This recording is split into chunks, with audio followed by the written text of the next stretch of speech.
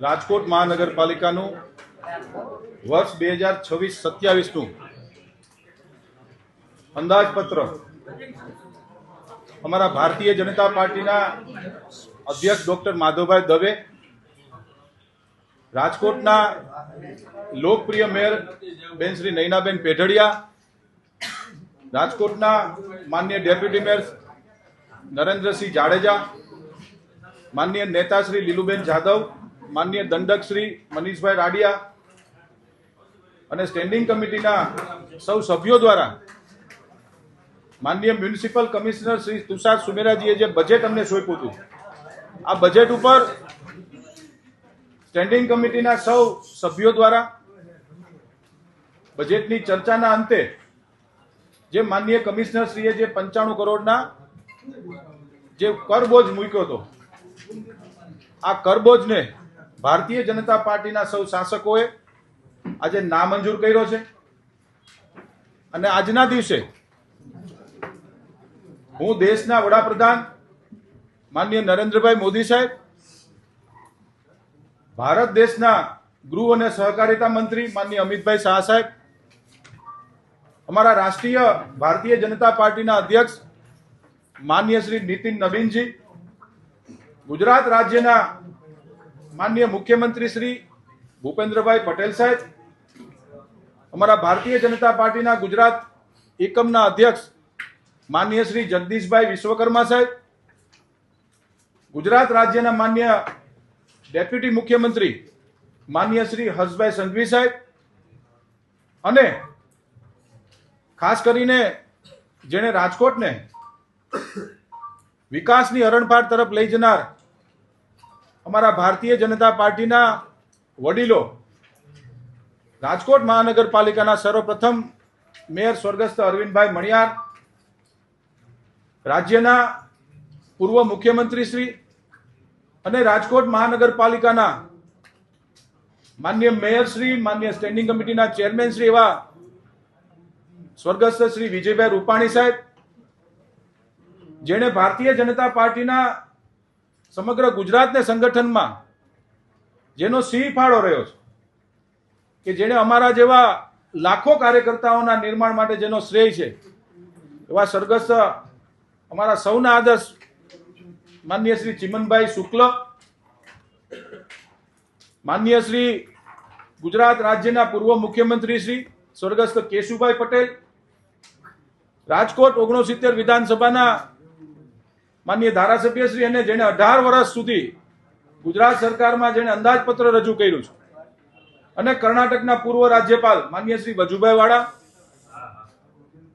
રાજકોટ મહાનગરપાલિકામાં 1973 થી સ્થાપના થઈ આજ દિવસ સુધીના તમામ માનનીય મેયરશ્રીઓ અને વર્તમાન મેયર બેન શ્રી નયનાબેન પેઢડિયા સહિત પૂર્વ નગરસેવકો, વર્તમાન નગરસેવકોનો અમે ખૂબ ખૂબ આભાર માનીએ છીએ. સાથીઓ, 1995 પહેલા રાજ્ય સરકારનું બજેટ 5000 કરોડનું નહોતું, જ્યારે આજે રાજકોટ મહાનગરપાલિકાનું બજેટ 3604 કરોડ રૂપિયાનું બજેટ રાજ્ય સરકારના અને કેન્દ્ર સરકારના સહયોગથી અમે લોકો મંજૂર કરાવી શક્યા છીએ. એ બદલ કેન્દ્રની ભારતીય જનતા પાર્ટીની સરકાર અને રાજ્યના ભારતીય જનતા પાર્ટીની સરકારનો રાજકોટ મહાનગરપાલિકાના સૌ પદાધિકારીઓ અમે આભાર માનીએ છીએ. કુલ મિલાવીને વાત કરું તો આજની સ્ટેન્ડિંગ કમિટીની જે બેઠક હતી એમાં 95 કરોડના કરબોજોને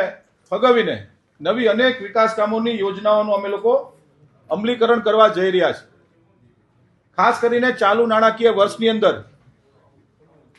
વ્યાજ માફીની યોજનાનો પણ આજે અમે જાહેરાત કરી છે, જેનું અનુકરણ આવતીકાલથી થવાનું છે. વ્યાજ માફીમાં જો આપને વિસ્તૃત માહિતી આપું તો કોઈ વ્યક્તિનો 50,000 રૂપિયા વેરો બાકી છે, કે જેમાં એનું વ્યાજ પણ ઇન્ક્લુડ છે, તો હાઉસ ટેક્સની અંદર 5,000 રૂપિયા અને નળ કનેક્શનની અંદર 5,000 રૂપિયા, એટલે કે 10,000 રૂપિયા સ્ટ્રેટ 10,000 રૂપિયાની આજે અમે માફીની જાહેરાત કરીએ છીએ, જેનું અનુકરણ આવતીકાલ સવારથી થવાનું. કોઈને 5 લાખ રૂપિયા બાકી છે, કોઈને 30,000 રૂપિયા બાકી છે, કે કોઈને 1 લાખ રૂપિયા બાકી છે,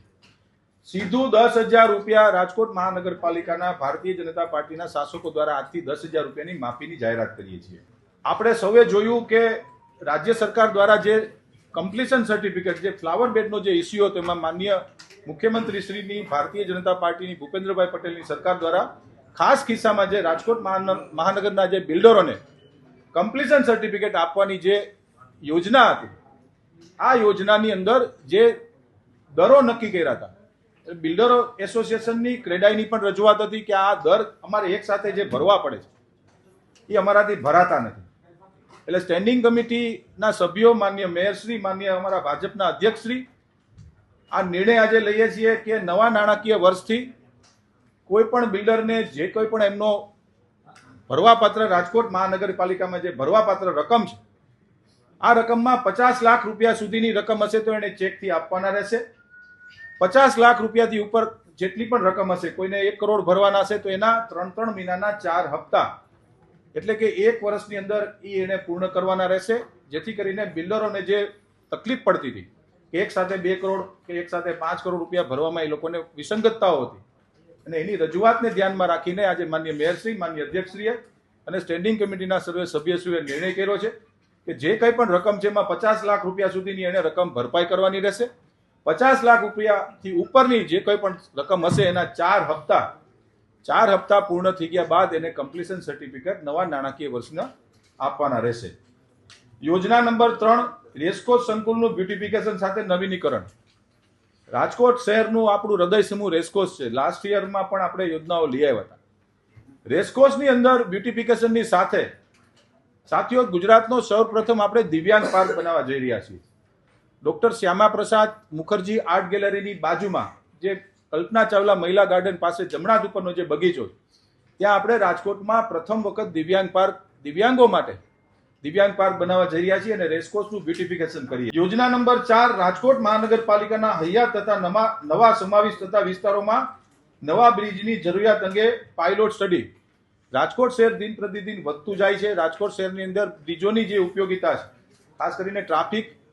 વધતો જાય છે, ટ્રાફિકને અડચણરૂપ ન થાય એના માટેની બ્રિજોની જે ઉપયોગિતા છે એના માટેની એક પણ યોજના છે. રાજકોટ શહેરના વોર્ડ નંબર 15 ની અંદર મોહનભાઈ સરવૈયા કોમ્યુનિટી હોલનું રિનોવેશનનો એક યોજના છે. યોજના number 6, water distribution real time monitoring માટે સ્કાડા સિસ્ટમ. સાથીઓ, આ યોજના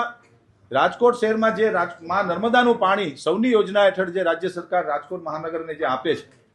આ યોજનાની અંદર સ્કાડા સિસ્ટમ આપણે કોઈ પણ સોસાયટીના વાલ સુધી સ્કાડા સિસ્ટમ હતી કે વાલ જ્યાં મેનોલ જ્યાં હોય ત્યાં સુધી સ્કાડા સિસ્ટમ એક્ટિવ હતી. પરંતુ નવા નાણાકીય વર્ષની અંદર કોઈ વ્યક્તિ, દાખલા તરીકે મારા ઘરેથી હું કમ્પ્લેન કરું છું કોર્પોરેશનમાં કે આજે મને પાણી ઓછું આવ્યું છે, તો એની કમ્પ્લેનનું પ્રોપર મોનિટરિંગ થાય કે ભાઈ ઓછું આવ્યું તો 100 લીટર ઓછું છે, 200 લીટર ઓછું છે કે સાવ બ્રેકઅપ પડ્યું છે, તો ઘર સુધી સ્કાડા સિસ્ટમ, મશીન નથી મૂકવાના, પરંતુ સંપૂર્ણપણે ઓટોમાઇઝેશનથી કોઈ પણ વ્યક્તિના ઘરે પાણી ઓછું આવ્યું છે, સાવ નથી આવ્યું કે પૂરતા પ્રમાણમાં પાણી આવ્યું છે,